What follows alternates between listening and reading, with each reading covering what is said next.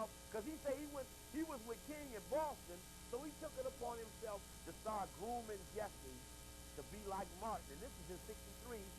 Jesse just happened to have never met Martin in 63.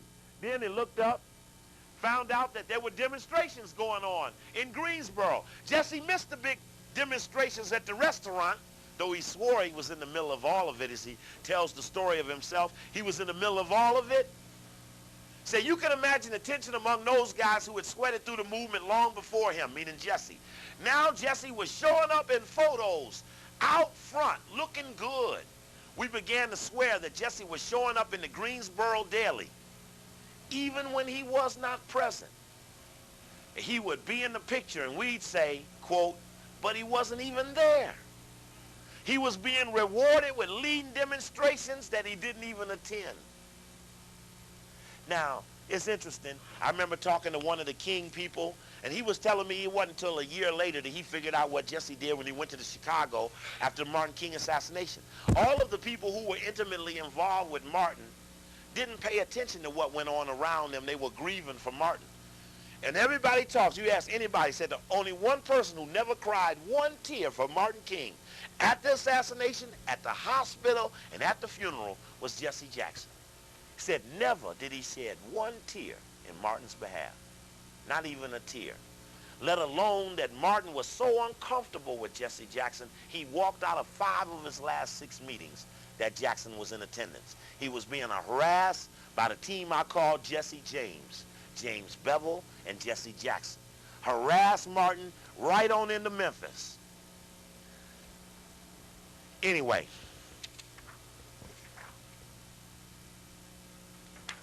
we look up, find that, again, Jesse goes to jail. He puts out flyers. Your great leader has been arrested. It's in Greens. It's 63. Nigga ain't done shit yet. But he's your great leader. In fact, I just watched the Frontline piece they did on him in 96 before I came here. And they talk about that. They show the actual flyer. And a little thing, they go through the whole thing is, and the flyer goes out. Your great leader has been arrested. All over Greensboro, North Carolina. And it's amazing that that can happen. Then he goes to jail. He does the letter from the Greensboro jail. And then in 65, he finally, at the behest of Jim Bevel, Jackson was selected for the staff, having gone to Memphis with a white boy named Dave Wallace. Dave Wallace, if you see him in this Frontline piece, Dave Wallace is walking around Chicago right now like Eugene Hassenfuss is walking around Milwaukee. Anybody know who Eugene Hassenfuss is?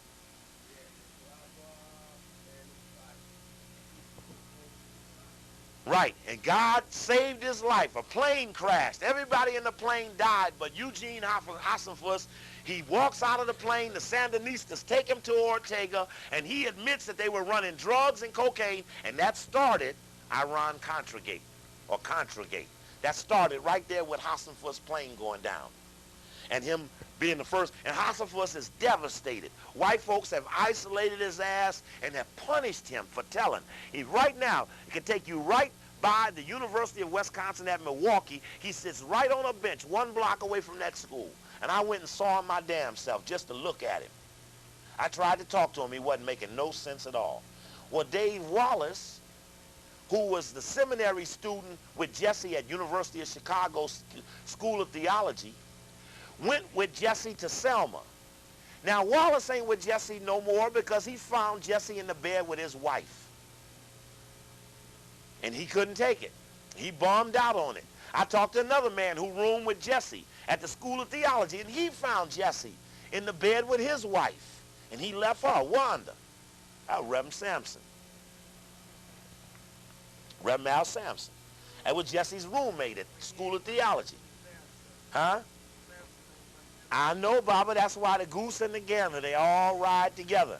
Jackson say he was over there trying to, Al say he was over there trying to get with Jackie. And Jackie told him, well, he said trying to get up on Jackie in revenge.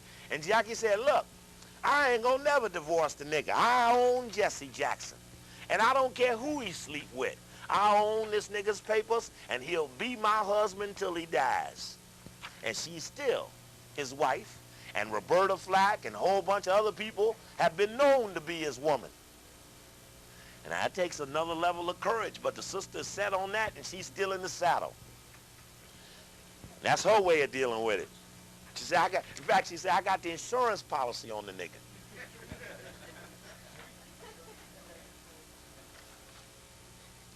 Anyway, the whole point of that was that white people projected that Samuel Pierce, the man from HUD, is the man that they actually were preparing to replace Martin King. And I have Who's Who in America, looking at Samuel Pierce's profile. And in 1964, Sam Pierce was a director of the World's Fair in New York. No, World's Fair was in New York in 64. Some of you older yards will remember that.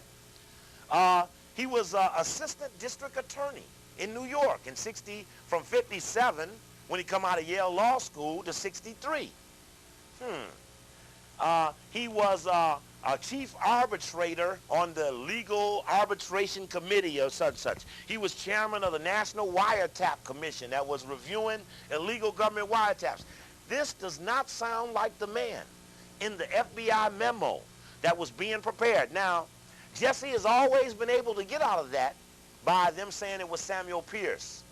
The only problem is that if you check Samuel Pierce's profile, you will see that there's nothing the FBI could have done to clean up all that. He's a director of IBM, Eastman Kodak. I mean, he's on 50 boards of directors. He's on more boards. He and Vernon Jordan are on more boards of directors than any black men in America. Samuel Pierce, Republican, and Vernon Jordan, Democrat. They're the perennial, he's a board of director people, niggas. Anyway, the only point of that is that whenever you get close to Jesse, they always bring back to you the fact that the feds offered up Samuel Pierce as the person. But then the feds ain't never gave up no name on nobody, ever, that they gave up this name. Someone who should have been afraid to be named as that. They even brought Samuel Pierce to the House Assassination Committee to attest to this development by the FBI. And he said, I ain't never seen no FBI. They ain't been around me. They ain't never asked me nothing. So it's not likely he was the man. And it was more likely that it is Jesse. And I use the word more likely. It made me think, Jesse gets up with Martin in 65 in Selma. Andy says, you know, it's strange. Jesse is, instead of getting in line, he's lining people up. He's begging Martin King to put him on the staff. But eventually Bevel, who was more powerful in Chicago with SCLC than the seminary student Jesse, Bevel is the one that basically comes forward. Brother Corey looked up in the book by Garrow, the FBI files by Garrow. Garrow's a weirdo, as it is. But there's one page in there where they're asking, the regional FBI asked to set up a wiretap on SCLC officers in Chicago. And Hoover says, no. No, we don't need that. Now, why would Hoover not need a tap on Chicago? Ain't nobody in there but Bevel and Jesse and Sampson. Them the only three in there. So why wouldn't he need a tap on Chicago? Still around today. Right? Sampson be right with Farrakhan all over the world. All over the world with Farrakhan. No question. No question. No question. Still today. And interestingly enough, I remember this other connection people wouldn't get. I was looking in Pepper's book, Orders to Kill, and he was talking about this convention that was going on, this little liberal Jewish connection convention, peaceniks and stuff in 67. And Martin was to speak at this convention in Chicago, but the Blackstone Rangers come in there and busted it up. But everybody doesn't know the history of the Blackstone Rangers and a man named Noah Robinson. Noah Robinson is in jail right now for assassinating with Minister Malik, who is Jeff Ford's cleaned up name. He's in jail right now for murders with the El Rukins. As they revised their name, they went esoteric. And they changed from Blackstone Rangers to the El Rukins. And he changed from Jeff Ford to Minister Malik, something, so I don't know all of the name, but the point of it is that they went through a transition. But Noah, who ran the commercial side of Jesse's bread basket, on behalf of Jesse and the government, would kill. And it was all right for them to kill when they were sanctioned to kill. That's his brother, Noah. That's Jesse's Noah. Yeah, that's his brother Noah Robinson. Right, right. In fact, Jesse has even said recently he hopes to strike a deal to get his brother out. He didn't say overturn the case. He said strike a deal and get his brother out. And Noah Robinson is Jesse Jackson's brother. They come from the old daddy, Noah Robinson. And Jesse always had this thing about, and then you guys see this front line about his family history and his feelings about why he wanted to be out front. This now I ain't got to go through all of that, but the point is they were making that something happened in '67. Martin was having a hard time in Chicago. Another part of this is that when the invaders allegedly caused this disturbance on the first march in Memphis that results in the so-called riot, one thing they noticed about the men who allegedly were invaders, they all had Illinois license plates. And the invaders were a local, one branch only Memphis group. And even the invaders admitted that they had been infiltrated, but those who had infiltrated the invaders, like McCullough, who you see on the balcony, in fact, McCullough is the one that got them to point in that direction. While they're on the balcony, he says, I'm from Vietnam. I know which way shot came from, and the shot came from that way. And they all get up and start pointing that way. On him on the balcony saying, I'm from Vietnam. I know where shots come from. I know about shots. And so Andy and Jesse and everybody else get to pointing on that way. And there's another part in this where in the briefing, in the military briefing that went on the day before the assassination, they put in the briefing they said to the shooters, friendlies will not be wearing ties.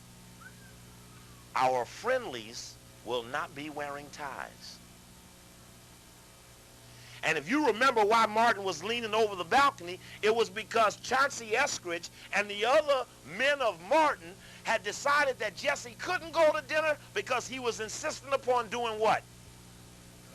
Not wearing a tie, Baba. Not wearing a tie. And interestingly enough, when the boy Pepper puts the book together and he takes the picture of the balcony, this one right here, when he takes that picture and he shows McCullough, that's the agent right there, McCullough, leaning over the body.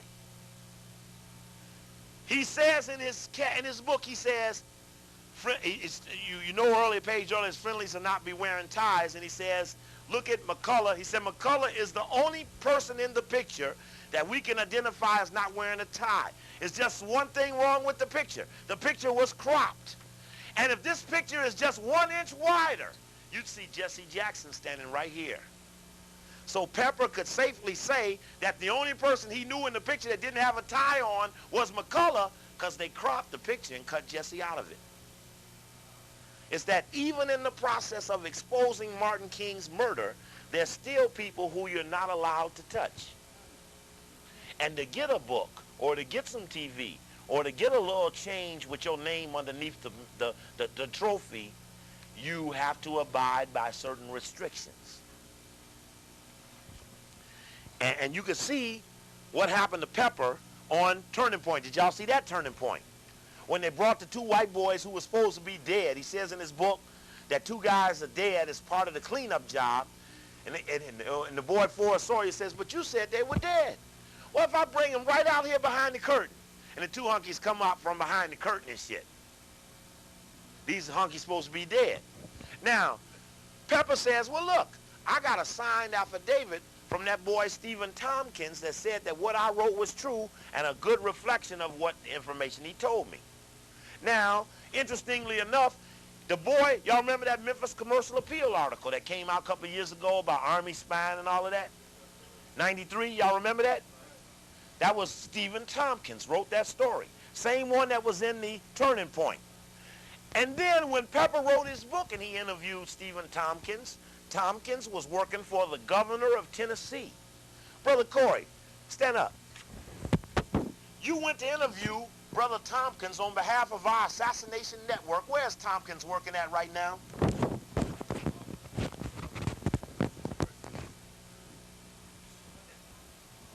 He's right here now in Atlanta.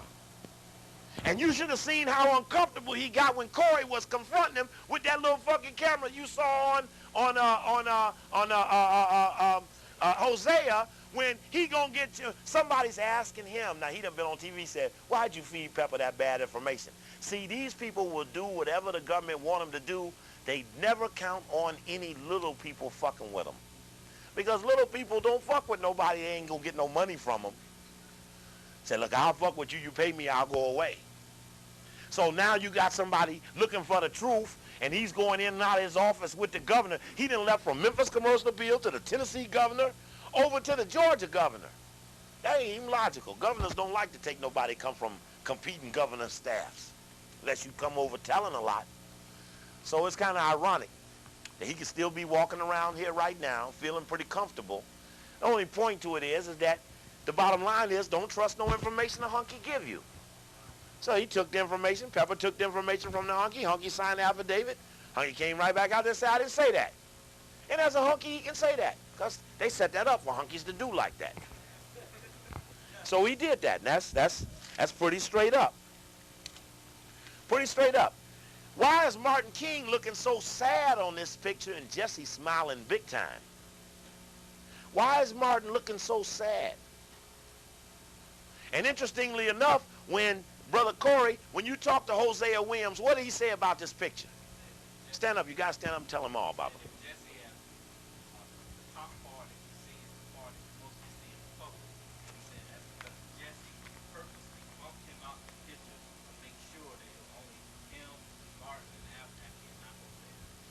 And it, you can rarely get a picture with Hosea on there because Jesse made sure that most people didn't get it. Because now that you got someone who's prepared to replace Martin King in these last photos, you got to get them in them last shots. They've got to be so close to King. That's why Jesse had to fabricate he held King's head. He had to fabricate he was the last person to talk to King.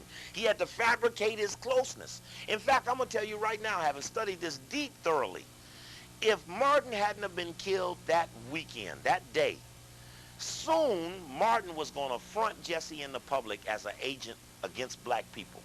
He was telling everyone that I don't trust Jesse. They came to Martin with a flyer. Jesse had put a flyer out with him on the top and Martin underneath him and had the crucifix of Jesus on the top of Jesse. And Martin looked at the flyer and said, well, at least he didn't put himself above the Lord. Came out with another flyer. Another flyer had Jesse all over the flyer, little bitty Martin.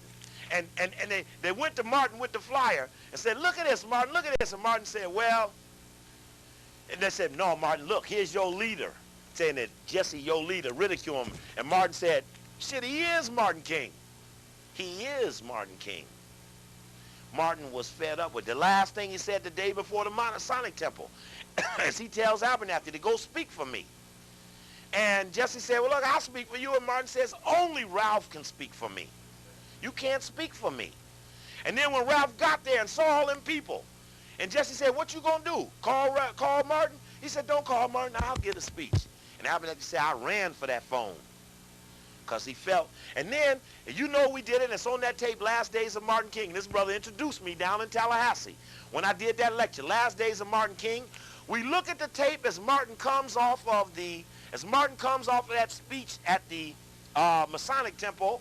As he comes off that speech and walks to his chair, he's got Jesse then got in the chair next to him. And Ralph got the chair on this side. And Martin walks back to these two men. The crowd is going wild. And Martin walks back and puts himself in the arms of Ralph and turns his back to Jesse. And Jesse, looking at the crowd, goes, he touches Martin. He's looking at the crowd. And he touches Martin again. He goes, and then he tries to sit down. The people still clapping. He stands up and he touches. I mean, he's looking like Judas. Yeah. He done got the gold. The man is up and he's looking all despaired.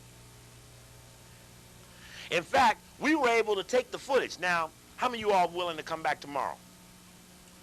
Now, this is important. The only way this will work, too, is if you tell people, because we got no other way of telling them. It isn't on the flyer. It's the only way it's worked. Now, we tried to set this up in 2 ways. We're going to do overhead today, and a little bit with the TV we're going to go tonight, but we got some stuff. We took all the background footage we could find on everything from the Lorraine Motel, everything, all of these videos, the FBI war against Martin King. We found every single piece of footage we could find. And when Corey told me what Hosea told him about getting up on that balcony, we went back to the footage, and there we could find them going. I got 2 shots of them going up the stairs. You see Martin and them to come off the plane. Jesse already in Memphis. First Martin goes up the stairway, then Ralph comes up behind him.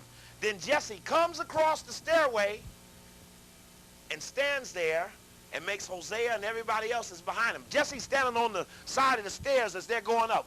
Martin goes up. Ralph goes up. Hosea, who come from the airport with him, would have been the next one going up, but Jesse cuts in, and then he holds back. And you see Martin and Ralph go to the top of the stairs by themselves. Then Jesse scoots up the stairs, which is why is that gap between Hosea and Jesse. There's that gap there. Because Jesse made the gap on the stairway. And we picked it up on background footage. Just background footage. Piecing together all these little piddly camera angles. There are things we found in those films that have never been attested or questioned in the history of the Martin King assassination. Never. Now, this is what really scares me. When the LA Times, when the San Francisco Examiner, the 2 big papers in all of California, California's bigger than every country in the world before. I'm going to repeat that again. California is so big, it's bigger than every country in the world before. When those papers say that the man that shot Khaled was in a bow tie, and everybody saw this, when every newsman says bow tie, and the man is being drug out in a straight tie, you go, damn, did they catch that? Or is it that we aren't analytical anymore?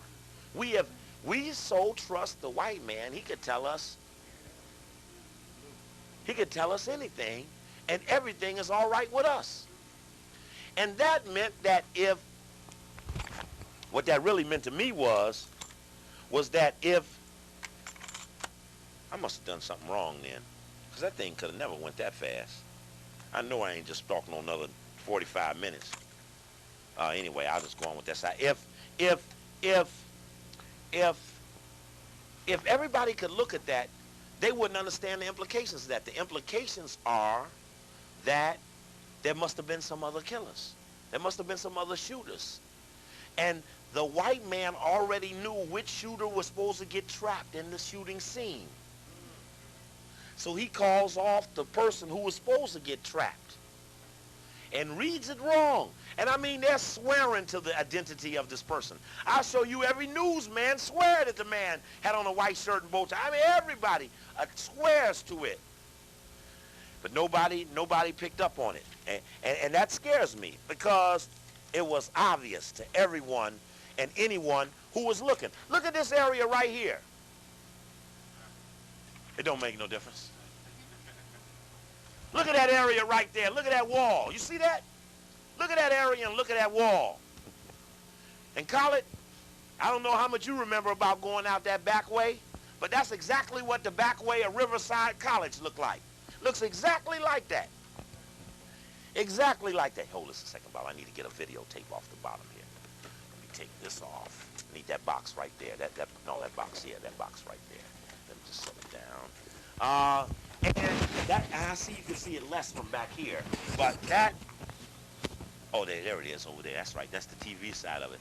This looks exactly like the area that they tried to force Brother Khaled to go out of. If he had went out of the lecture like they planned for him to, he would have went out into that area, and this was something just like this. And you know what? They cut a hole right in the area. Just cut a whole hole out. And you'll see all this freshly clipped. You'll see all this freshly clipped, oh shit, this ain't the box. You'll see all this freshly clipped material, trees, where they had just cleaned it out to make room for an assassin. And what's so ironic about it is that the man who does the investigation for the police in Riverside says 4 days later, after we got everybody running around looking at the fence, Fox News and everybody running around, he says, oh, we didn't know anything about that hole in the fence. We would have, we're going to have to investigate that. And it was really just too deep. Hey, don't forget your tape here, Baba. There's your tape in here. Let's see if, will this show video? Will this show a video? Okay. Let me see if we can get this on here to come on.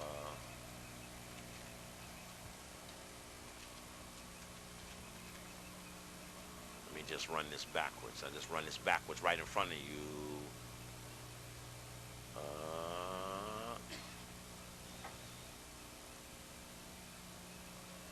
Something's wrong here.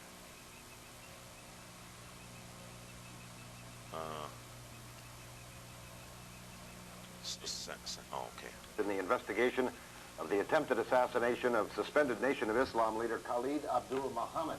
There may be indications that the attempt on Muhammad's life at UC Riverside last weekend was part of a conspiracy. Bob Donald has details. Watch this. This videotape. And this the FOI coming out to investigate. The alleged attempted assassination after we done found this hole in the fence. Senior aide Khalid Abdul You'll see the original footage. Say it is the first finger of evidence pointing to a possible conspiracy. This is the student government president right there. Exclusively, 5 men believed to be connected to the Nation of Islam returned to the scene of the shooting. One of them crawled into this hole in the bushes. Look at that. Appeared to be looking for something. Our camera startled him, and he ran down the hill, rejoined his group, and they all immediately left. Police now say this tape led them to a startling discovery. Near the hole in the bushes was this, a hole in the fence, through which anyone could have passed. So out of all that brush was cut tree, cut fence. Our officers were called. The officers have investigated that area. They are investigating that area. This revelation will only add fuel to the speculation that some sort of conspiracy might be involved. Look at that whole hole cut out. Someone was indeed standing here. And look at all the rest, how full all the rest of it is. You see that? And we're seeing the entire path upon. And if he moves it over just a little bit, you'll see a tunnel look like the wall, straight wall. Instead, Muhammad exited through a different door, and within minutes was shot, along with 5 bodyguards. If Muhammad had followed the security plan... See, now right up that courtway is where that hole in the fence was. When you look down that hallway, there's the hole in the fence right at the end of that. The hole and all of that comes straight down that alleyway. They had all exits covered. His planned exit, the exit that he ended up going out of, and I'm sure some other exits. Further complicating matters is the fact that the alleged triggerman, James Edward Best, look at the straight tie, keys in his car prior to the shooting. He called police 45 minutes after Muhammad began speaking, and they helped unlock his car. A .30-06 rifle was later found. Hold it, stop. What kind of rifle? More handguns were found elsewhere. What kind of rifle they use on Martin King? They called him to the balcony at 3 minutes to 6. He was in what room? 306. They called him to the balcony at 3 minutes to 6. He's dead at 6 o'clock. They shoot him with a .30-06. Best got a .30-06 in his rifle. Don't no black man walk around with no .30-06. That's a fucking hunting gun. Don't no nigga carry no shit like that. Thanks. Okay. Don't nobody carry nothing like that. I'm telling you, the same teams, the same format, the same people was in on the Kennedy assassination. They worked their way through those other assassinations. They have nothing else to do. They use the same people over and over again. Same bushes. So what happens now? Khalid doesn't go out the way they wanted him to. He senses to go another way. He go out the front way. So that leaves Best out there. Now when they get Best, all of a sudden they say they found a backpack. And they say we found these other guns in the backpack. But that's right. And we don't know that Best dropped that backpack. We don't know that at all because the other men who would have to get out of the courtway got to dump their guns. So everybody dropped their guns and made their way for the exorcists. Sound like some James Earl Ray stuff. Drop the weapon right in the scene. There you go. Khalid drops the weapons right on the scene. What did he say? He was locked out of his car and the police did what? And then the worst part is the car wasn't even in his name. Now here a nigga from Seattle down in Riverside, California with a car that don't belong to him. And he's a Muslim. Now you ain't gonna get no cooperation out of no all-white police force like that. And in Riverside, California, which is the Klan of California. It's the Klan of California. You can't get that. You can't get all of that in one goodie. But you can get it if nobody's watching. If you got nobody on post, you could do these things over and over again. Same man standing over Malcolm, standing over Martin King. So the day after the assassination, what they do? They cut all of that down. Now, the day after Collins's assassination, they didn't admit to nothing. So the brothers go out there, they find the hole. A couple of days later, they bring the brothers from the nation, everybody go out to the hole. Next thing you know, the news camera just happened to be on the campus. I thought this was strange. 4 days later, Fox News just happened to be on the campus. So they happened to watch them running. Yes, brother. What happened to the travel with that? To the what? You know, when you in the nation, you travel a whole lot. Well, I don't know, Baba. I'm not that smart on it. Well, I don't mean what would have happened to Best's letter. Well, I guess. They go from state to state and city to city. But Best was so-called under suspension, and one of the things the whites tried to fabricate in the public. See, Best is unconscious for 3-4 days. So the white man got to give a motive for the assassination attempt. Now, motive is always your legal cornerstone to the trial. So with Best unconscious, they come up with the motive that College suspended him from the nation. College, did you suspend Best from the nation? Not at all. In fact, they had to admit in the public that Brother Wazir was the one who suspended him. It really wasn't Wazir. Really wasn't Wazir? It was really Bernard Kushner or Jabril. Jabril. But with Best unconscious, the whites developed a motive for why he did it. Wazir didn't have the power. Right. And Best was involved in deviant activity. Then they rushed to the public with sympathy for Best. They said, Best, who is a perfect citizen of Seattle. And they had men come on. They had a guy come on, Reverend McKinney, who said, Best is such a good man, he'd never do anything like this. Look up and see Reverend McKinney on the Boule list in Seattle. And what is he saying? He's saying that Best is a law-abiding citizen and he never known Best to be in trouble. And then a little sister, Charlie, called in the radio while I was on the radio, and she said, Steve, I know Best's wife, and I know Best is sister-in-law, whatever she was, because Best killed his brother. Killed him. And interesting, when you hear this tape, if I was to play that tape a little longer, they say, you know, interesting facts are coming out about the alleged assassin, James Edward Best. Found out that he has a criminal record. Now, first they ran him as a model citizen. This was the cover now. They're building sympathy for Best. The reporter who saw the shooting says, oh, they were kicking him. They were kicking him. It was so awful. He had a 45. He had a 45. Everybody knows what a 45 is. That was the wrong gun. He's all over the media telling that. And then you got Best being covered by the airstrike comes in. The cover Best, and one little sister just happened to know the family members, called in and compelled 3 major stories to change. This is post-assassination attempt. And Best had killed, he had gone down for felony assault for stomping a man's eye out for not buying a Muhammad Speaks at that time. He killed his brother, they killed the first man, got sentenced to 10 years in jail, and were paroled on the day they were sentenced. And then came the shooting in self-defense. Huh? Yeah,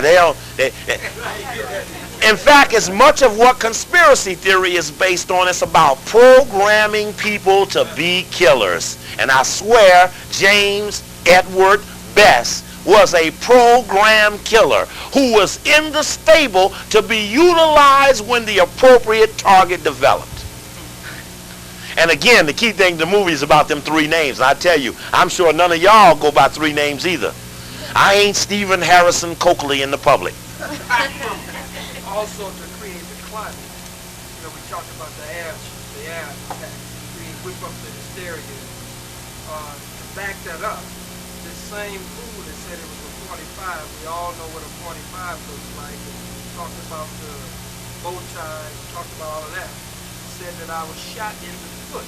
Now, what being shot in the foot is that this loudmouth radical was shot in the foot or put himself in a position almost where he shot himself in the foot or put his foot in his mouth. And kept that going for me. Made it all sound frivolous and meaningless. Here you almost got one of your main arteries busted, and even said the operating even went out and had to come back.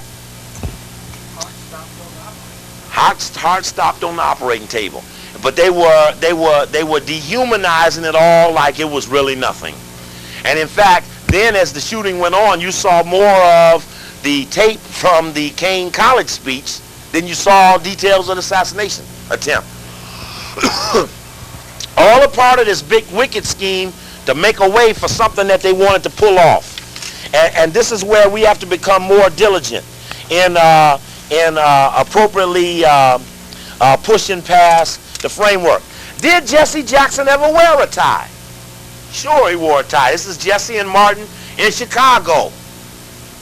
Sure, Jesse wore a tie. Here's Jesse at the Chicago City Council after Martin King was killed. Supposedly with this turtleneck on with the blood of Martin King on his shirt. There's Mayor Daley right there. And the key thing was, I remember when I did this lecture the first time, Al Sharpton came to me. See, Sharpton had inspired me by Sharpton in his book, and he's talking about himself. I,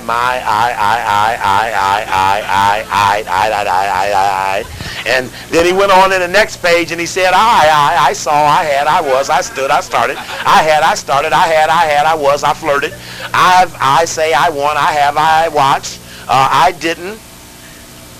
On, you know, just a regular brother book. And I got a little pissed. When I was reading the book and he said Jesse was the greatest leader of all time and shit like that. Something like that. And basically I got a little mad, and that's what started me to want to go back to see if we could find exactly what was going on here. And interestingly enough, men have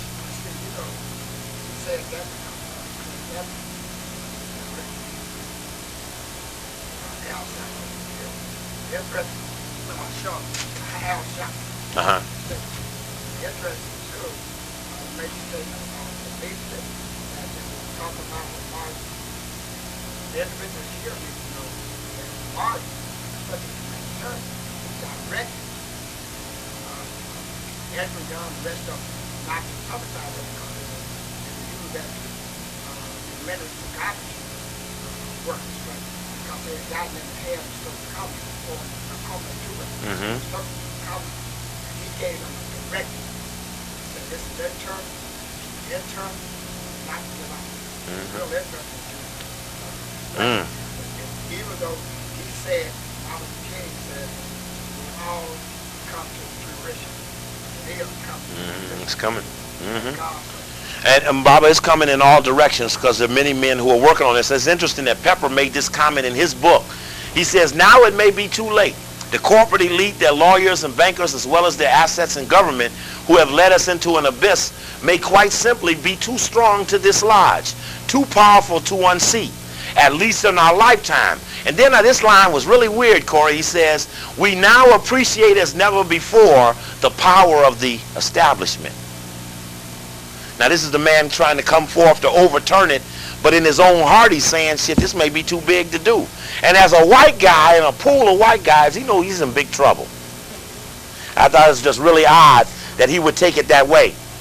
As Andy Young says, I wasn't concerned then or now about who killed Martin King, but rather focused on my concern on what killed Martin King. You know, everybody's got their own way of dealing with what it was that happened.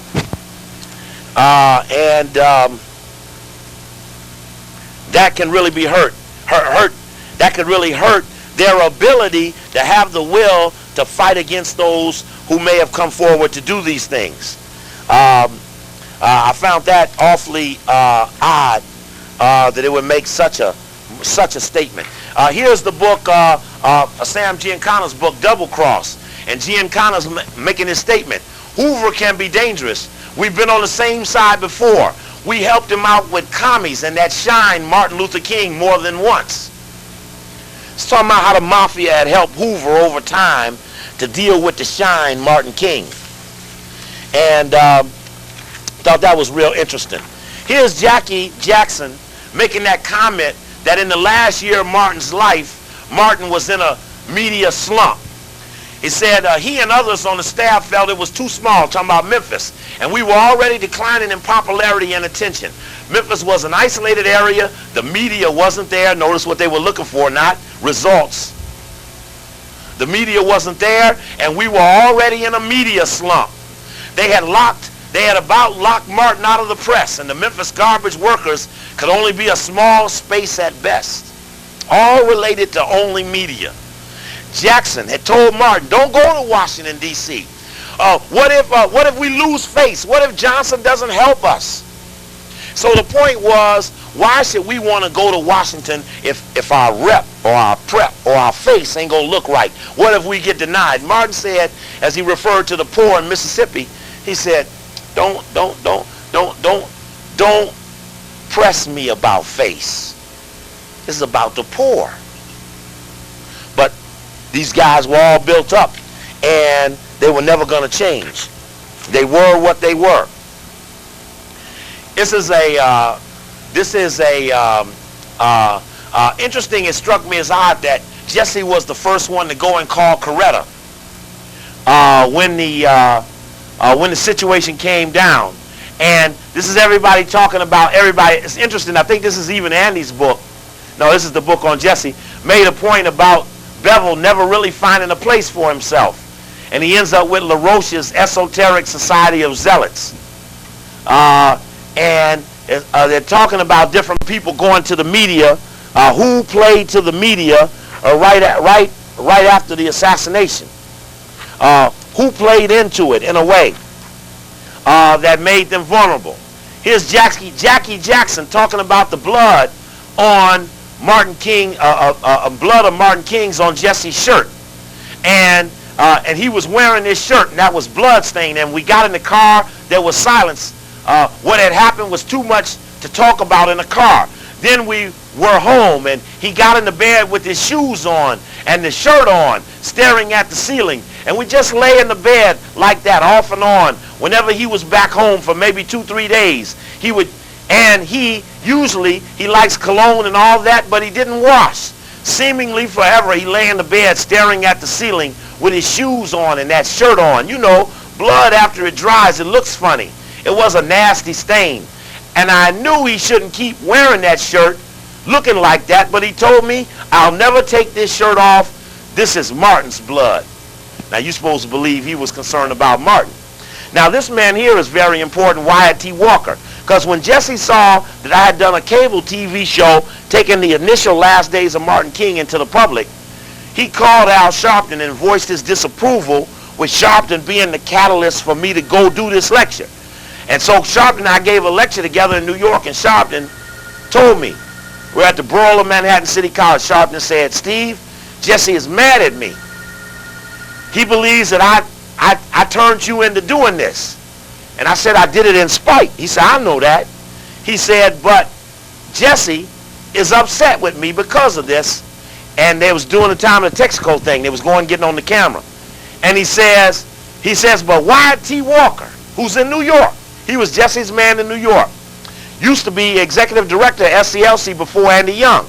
He said, Wyatt T. Walker says if you ever have any problem with Jesse, ever, just ask him, how did he get out of Memphis the night of the murder? Ask him everything was closed. Ask him who took him out. He said, that'll get him off of your back. He said, that's the key to who he with. But damn, Wyatt, why can't you tell the public? I mean, he didn't even tell me. He just told me to ask that question. That question was the key. And that question would back him up and back him off. Far too interesting. And Billy Kyles, the man who was on the balcony. You're supposed to go to his house for dinner. He was right on the balcony. He fabricated that he was in the meeting with Martin King for an hour. Says, see, but then late that night, Jackson fled to Chicago. Ended up the next day on the Today Show, and then at City Hall with Mayor Daley. How did he get out of there that night? He ends up on Rockefeller's NBC. And Rockefeller had him at the University of Chicago, gave him his grant to go to the School of Theology. Rockefeller made him Man of the Year. Rockefeller always had great love and great help for the Reverend Jackson. But Y.T. Walker said, you ask him that question. But my thing is if it's true, then let's tell everyone the answer. People were in pandemonium, some in shock, some were hollering, oh God, oh, glance of angle, peered into the middle distance. And I immediately started running upstairs to where he was. And I caught his head. And I tried to feel his head. And I asked him, Dr. King, do you hear me? Now this is Jesse saying I grabbed his head. Now Ralph Abernathy says in his book, he says, I held Martin's head. And I never let Martin go until we buried him in the ground. I went in the ambulance. I went to the morgue. I was there when they sawed his head open with the saw. He said, I never left my buddy till they put him in the ground. If Jesse claims he held Martin King's head, he's a damn liar. And he got Jesse right down in the courtyard. You got the tape right? Same thing, that Jesse lied to say. Well, why would he need to say that? Why would he need to say he held a man he didn't? I mean, who would need to capitalize off a dead man's blood? Other than someone that the FBI had planted there to be in position to be the man when there was a vacancy. Now, this is a key thing I just learned. They had a meeting. SCLC had a meeting. Martin King got a tip from a black FBI man in California that the FBI was coordinating his death. Black man came to Atlanta, and told them this. Martin so believed this man that he immediately called all the staff to Atlanta and held what is a famous staff meeting where he made them pledge that if he died, Ralph Abernathy would be the head of SCLC. And he made them pledge that. And he did that to make sure that who he didn't want to ever be head of SCLC wasn't. And he made, now, what we're trying to do now, we just got double collaboration to this. Two people now remember distinctively that the reason Martin called the staff meeting was because of this tip of the FBI, black FBI man, who we're trying to find right now. Many of these people are still out here. Some of them never been talked to ever, who still want to help. Nobody ever come up on them. I'd really like to go to that jail and talk to Bess, Brother Collett, and see if he'd like to tell who he was working with. I really would. And Bess's wife is very accessible as well. I really would like to talk to them. Yeah, we can't see you.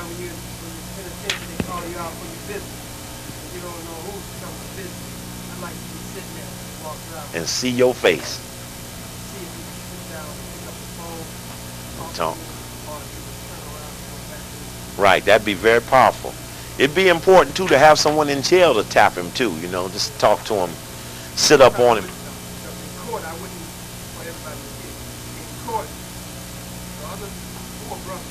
Who was shot?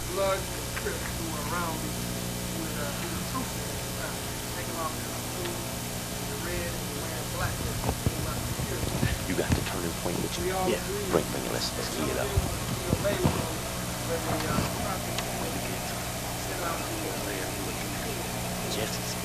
Jesse saying all that you just showed and saying all those things. Okay. All the other brothers disappeared. Nobody was going to go and testify or to appear in court and stuff. We already knew how it was going to happen. So I straight investigation all the time. Look down, look everywhere. So he asked me if I could identify that as the man who had shot me. I couldn't be sure. So the prosecutor shook. You know, I'm supposed to be his witness. I can't be sure. Then I went on to say, but even if this is right, I I can't put the finger on him again because I don't want him to put up put a finger on the rest of the month. But if I only kept what he said, that his head should be severed from his body and rolled down the street. And furiously. He's judged by God's law. And the prosecutor said, that's God's law. Is it keyed in that spot? I don't know where it is. You had to key it up. Which one? To that spot where they're coming down the stairs. I want to show them that before we leave out here. They're coming down. Kind of key them into the footage. They have agreement. That one quote where Martin wants Jesse to get away from him. Yes. Also. Yes. Yes. To get away from him and go on and do his own thing. Right. That's what we call 3:30. That's the 3:30 meeting. 3:30 is March 30th. And what's so important about the March 30th meeting is that many books skip over it. It's a very important page. Martin King is fed up with the disrespect that Jesse's showing him. Martin says, Bevel, I did everything. I come to Chicago every time you ever ask me. You think you're brilliant. You only want to work on things that you think of. You owe me, Bevel and Jackson. I did everything I could for you. Now you want to make a name for yourself? Oh, I'm gonna lay 3 different people up, putting that same quote together to let you know the intensity of Martin's repudiation of Jesse, which makes me say that the FBI knew that they had to escalate the assassination of Martin because his intolerance with Jesse would compel. He had already told everybody on the staff he didn't like Jesse. Everybody on the staff knew Martin did not like Jesse, and Martin said, I do not trust him. In fact, Brother Corey, tell him about that. The last one, I have that same statement, but not attributed to the night of the Masonic Temple speech. What did Martin say to him, and what did Jesse say to Martin? Martin told Jesse Jackson before he went to speak. He said, Jesse, get away from me. Leave. Go away. Just go. I don't know where you're going to go, but get out of here. Get away from me. And Jesse says, don't do this to me, Martin. Don't push me away. Please, whatever you do, don't push me away. Don't push me away. And that quote is in other books, but they never attribute that quote to the night before the death. See, the media had to make sure, see, the day after, and this is valuable stuff, emerging rights leader, May 24th, 68. This is a story on Jesse, New York Times, 30 days after Martin King is dead. I got this shit memorized now. He looks like a leader. He's 200 pounds. He's 6 feet tall. His favorite food is fried chicken and pinto beans. His mother thinks he's very handsome. And, oh, man, you wouldn't believe this shit. And right next to it, they're destroying Resurrection City. And in the middle, they're pumping Jesse as the man of all men. Remember, 104 articles came out right after the death, alleging that Jesse was, 1, the heir apparent to Martin King, 2, there's one file up here I'm not finding, and I keep tearing this stuff up. Jesse's here we go. Jesse is the heir apparent that Martin doesn't I'm trying to find this right quote here for everyone. We're trying to key up to something too.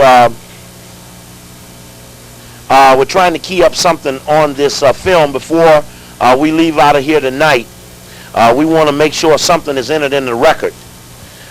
Something that you could take a look at, that you know how well it is. Does it have slow motion? Kyle, I'm going to come right back to that quote because I got a file with nothing but those quotes in it. Everybody's version. Does this have slow motion on it? I asked if this has slow motion on it. Let me see if I can find it here.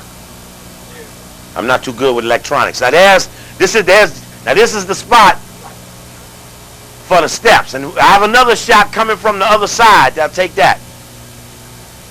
Where is the slow motion?